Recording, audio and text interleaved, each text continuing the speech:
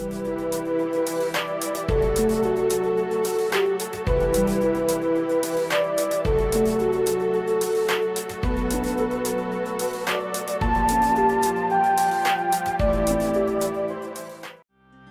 back, everybody. This is the Johnny-mar, and I am continuing with Final Fantasy II for the PSP.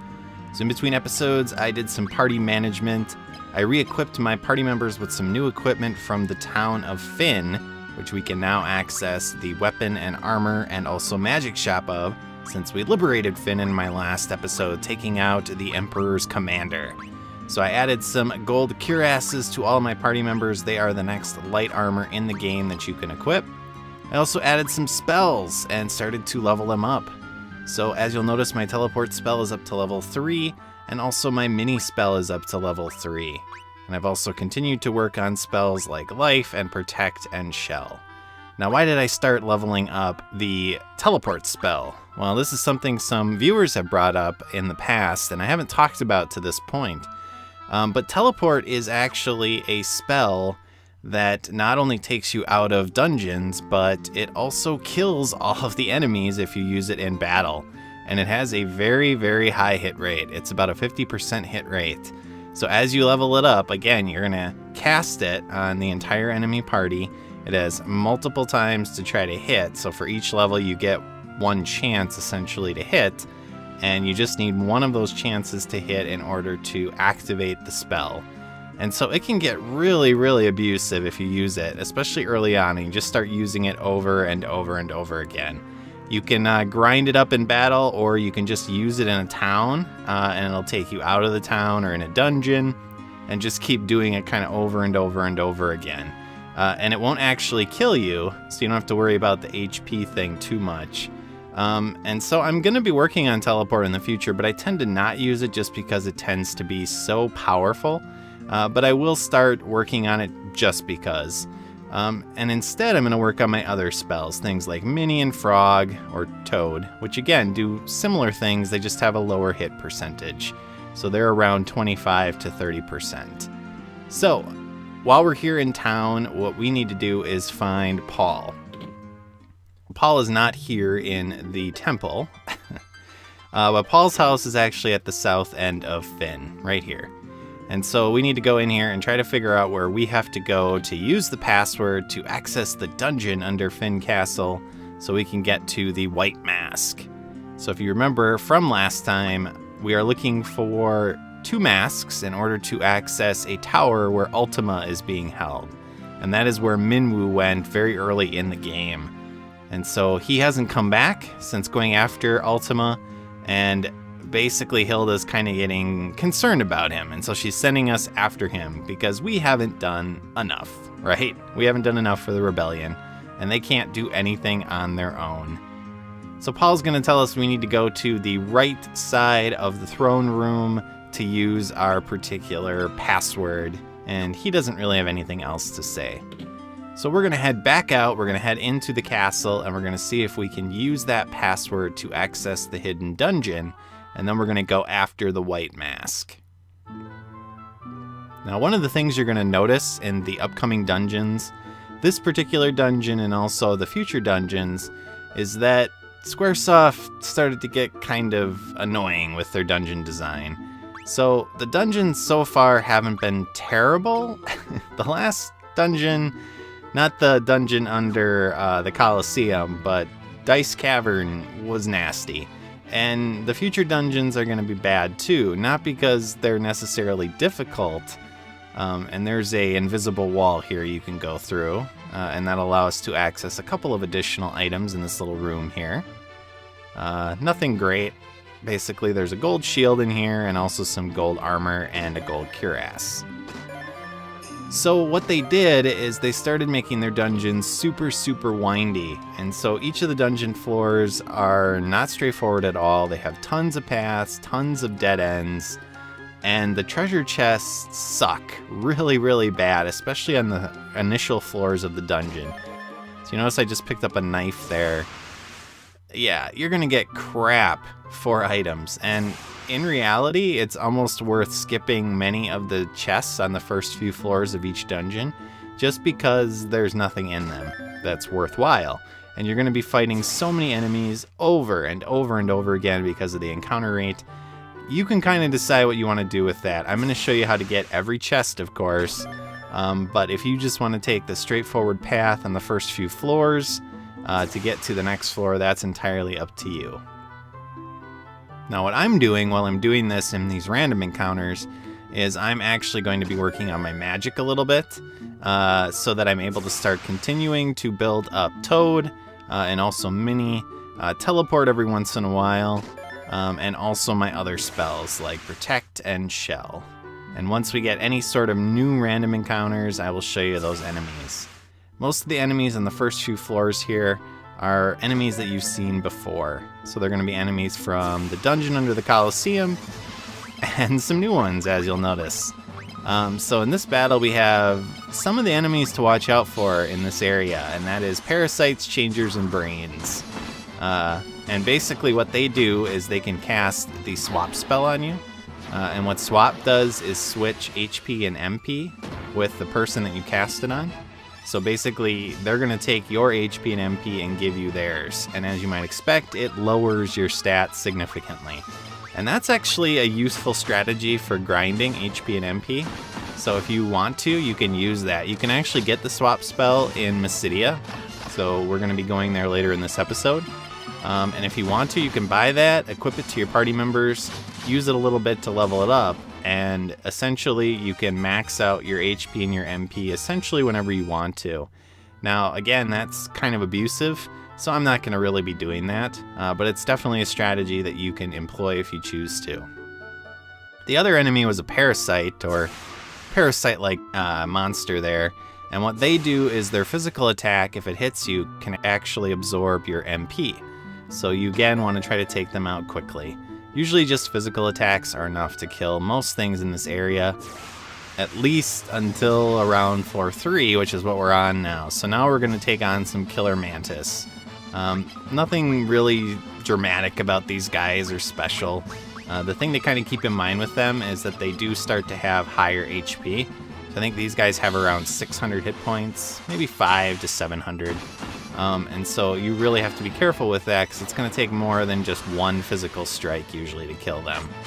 So we're going to start using our special spells. I'm going to show off Minnie and Toad here and see if we're able to hit with them. So let's try Toad level 4 as toads rain down from the sky. It's the apocalypse. Alright, and we got 2 of them. You notice when they turn into a toad, they just run away and instantly leave battle. And then Minnie, yep, they're gone. So there you go, that's the power of Minnie and Toad.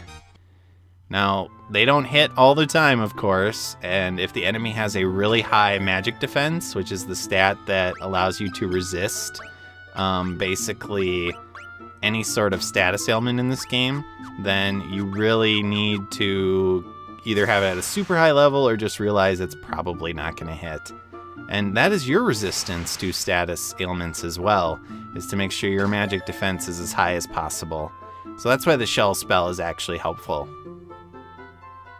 It doesn't really work so much with protecting you against magic damage, but what it does is protect you against ailments. So we are now getting to the point where we're going to start facing some harder enemies. You're going to start noticing you're taking on Revents again. You're starting to take on, specters again. So remember, these guys are nasty. They can cast Break on your entire party and turn everyone to stone. So you want to kill them as quickly as possible. Don't mess around with them. You can actually just use fire and then multi-target it, and it should kill everybody. But the enemy to really beware of in this area is Adamantoise. So it's making a comeback. Our old boss from a long time ago has now become again a regular enemy encounter, and it still takes quite a bit of damage to kill. So remember, it has around 800 to 900 hit points. So don't feel ashamed with using your Blizzard spell. Single target it and take them out really fast. So we got a new staff for Maria. It's more powerful, it has higher accuracy, but we're going to hang on to the mage's staff because, again, it can use thunder in battle if you use it as an item. And so that's useful for some encounters we'll have in the future, with enemies that are weak to thunder. And we also got a flame shield a little while ago, and now we're going to get some flame armor as well. So we equipped the flame shield. We're not going to equip the flame armor, and that is because, again, armor like the flame armor, yes, it's helpful because it raises your defense, but it lowers your evasion because it's really heavy, and I want my evasion to be maxed out or as close as possible. So now we're in kind of a sewery part of the dungeon. We have another chest to get that was over there, and that is a brand new dagger for Layla. And there's actually a monster in the box inside, so we have to be careful. Let's save, and we get the new dagger, and we have to take on some kind of palette-swapped chimera enemies called Ryoses. So these guys, again, are not really dangerous on their own so much. Their physical attack is somewhat powerful, and they can use the Blaze ability, but what really is dangerous about them is that they can cast Break. And so again, you have to be careful with that. Just like with Spectres, you really, really want to be careful and try to take them out quickly. So we're going to berserk our characters and try to kill them in 1 or 2 rounds. Now the good thing about them is that they tend to not use Break super often. So there's a good chance that if you do kill them in 1 or 2 rounds, even 3 rounds, that you'll be able to finish them off before they'll actually use Break. But the nice thing about, again, the PSP version here is that I can save at any point, so that allows me to make sure that I have a save right before them in case they do manage to petrify my entire party. If you're playing another version of the game, be aware of that. You might lose your entire dungeon progress if they do manage to use that Break spell. But there we go. Took them out. And again, they're a high-level enemy, so we get lots of stat boosts. And I'm going to save again after them, because I don't want to have to take them on. So lots of doors. The one we want to go in is this one, and that will take us to a random encounter right before the chest. And now we get the White Mask. So we are halfway to our stated goal, which is to collect both of the masks. And luckily there is a transporter back here. Otherwise we could just use teleport. So we're out. Let's save. And rest. And then our next goal is to head to Mysidia. So you can go talk to Hilda and Gordon again. They'll just tell you, hey, you got the White Mask, so go to Mysidia. So we need to head back to Altair, get on our boat, and head south and to the west to get to Mysidia. So I will meet you down in Altair. Alright, so we're back in Altair. I'm on my boat. I'm on a boat. I'm on a boat. And we're heading over to Mysidia.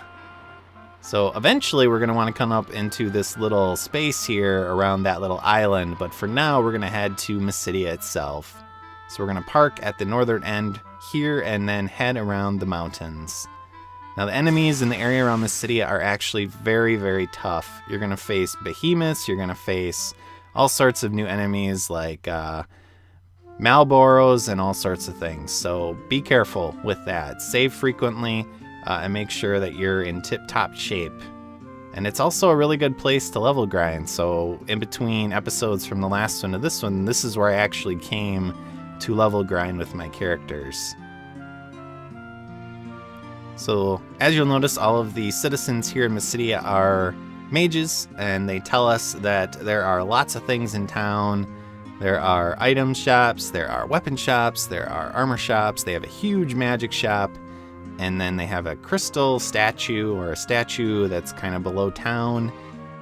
And they have seen Minwu, and that he kind of came through this area looking for Ultima. So we're going to head down and look at that statue. This is a open area, no enemies, but here is the statue they were talking about. And if you click on it, you can actually put your white mask on it.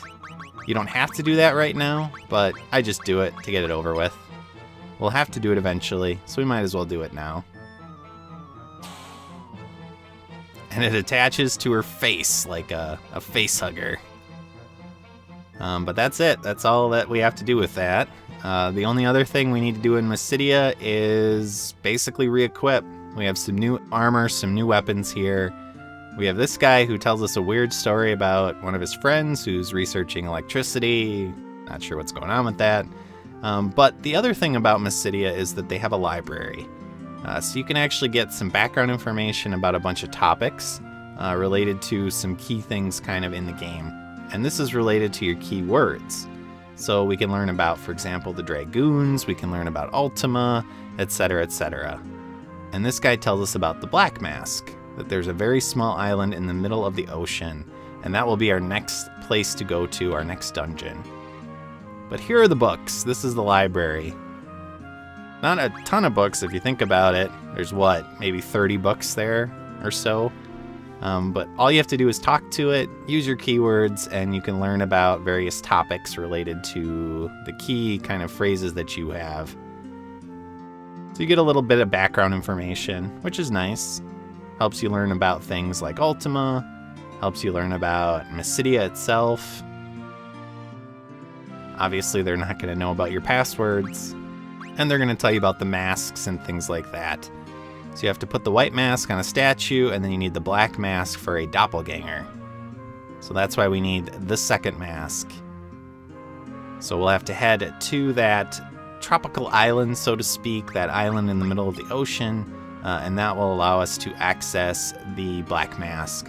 Now, it's not that place north of here that I showed you briefly.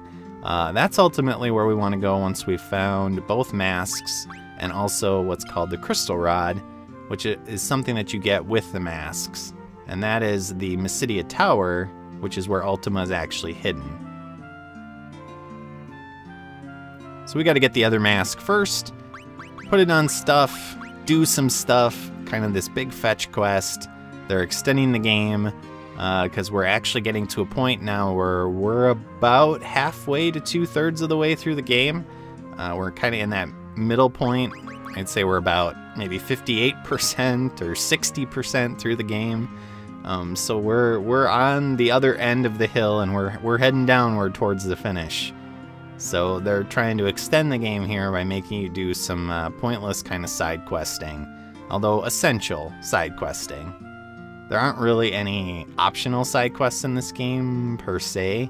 I mean, you can do some stuff at times you don't necessarily need to be doing it or should be doing it, and that's entirely up to you if you think you can survive. So really, once you get the ship, you can come to Mysidia if you want to, instead of doing all the other stuff we've done. And really, I think if you just walk, the landmass actually connects to Mysidia through some weaving and stuff like that. So it might be possible to get to Mysidia just by walking at the beginning of the game, but you're going to get your butt kicked. So you have to use save scumming, or you have to make sure that you are leveling a ton to do that. And so it's whether or not that's something that's worthwhile to you. But the last thing we're going to do in town before we head out is we're going to re-equip our party members. So there's not really any new magic here. They have a ton of spells, but a lot of them are old spells. The two spells of note that are worthwhile are Holy and also Swap. So I've talked about Swap already.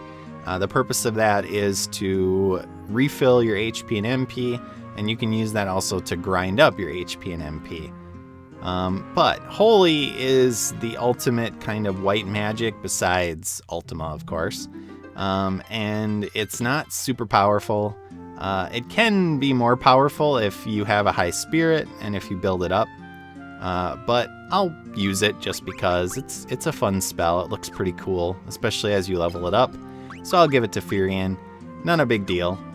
And then I'll give him Swap as well, so that he can start working on that. Because Furion, of all my party members, is the one that needs MP the most.